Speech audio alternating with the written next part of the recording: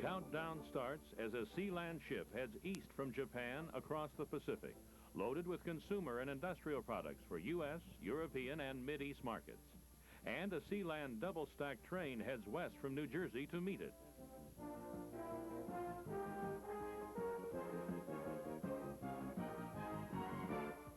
Destination, Tacoma, Washington.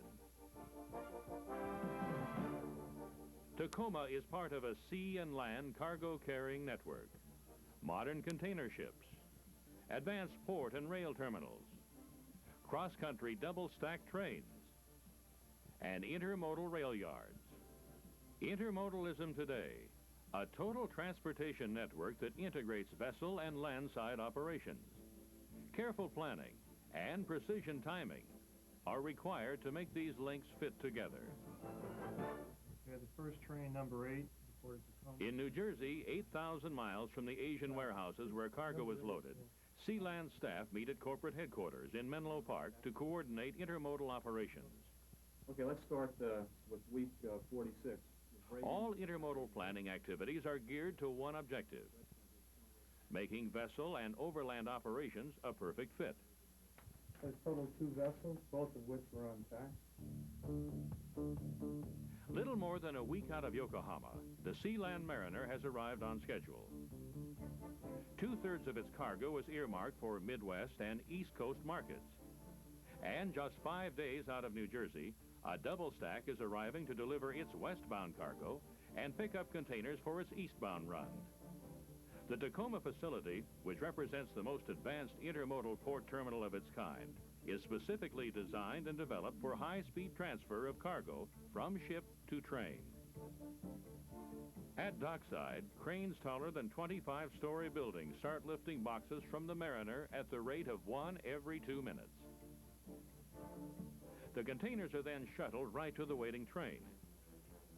The intermodal operation is not as easy as it looks.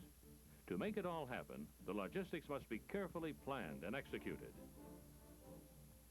In Asia, to speed cargo transfers, storage configurations are computerized. The pre-positioning of each box is critical, not only to the safe loading of the vessel, but to the efficient ship-rail connection. If cargo destined for the fast transit double-stack service is not readily accessible, precious hours can be lost. Long before the Mariner reaches Tacoma, container discharge and port drayage have been planned in detail. The intermodal operation depends on stowage plans for trains as well as ships. To further streamline rail logistics, each train in the network is numbered.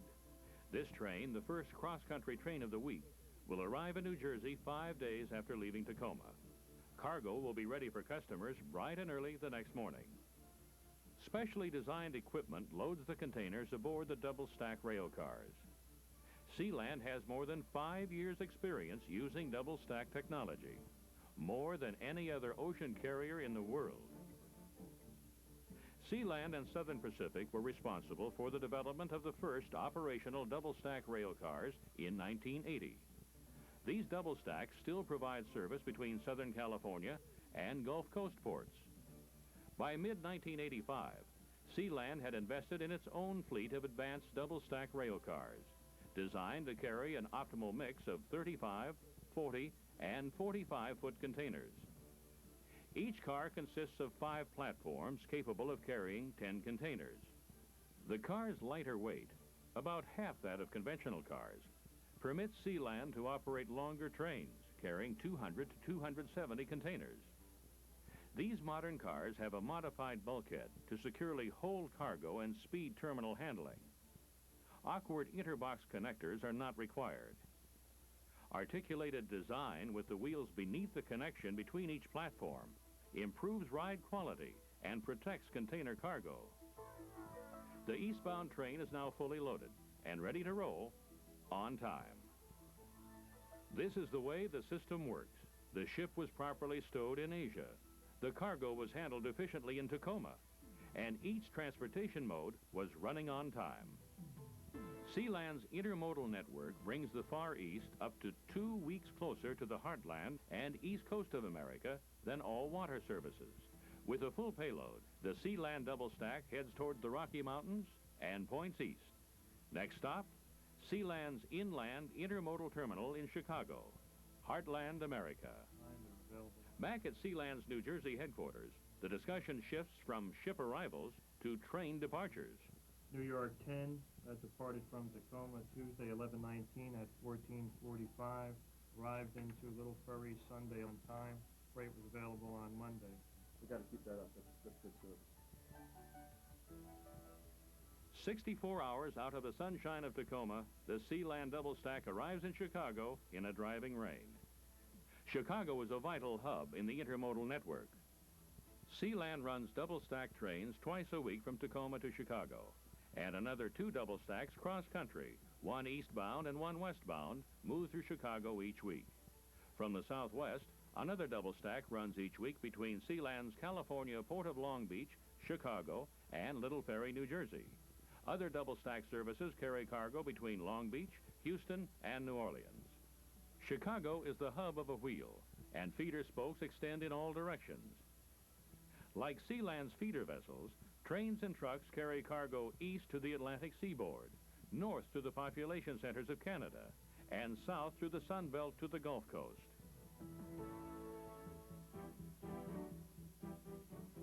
By morning, the Sealand double stack is heading to the industrial centers of New York and New Jersey. Next stop, Sealand's intermodal terminal at Little Ferry, New Jersey. Negotiated the late date during the day. An arrival that has also been carefully planned.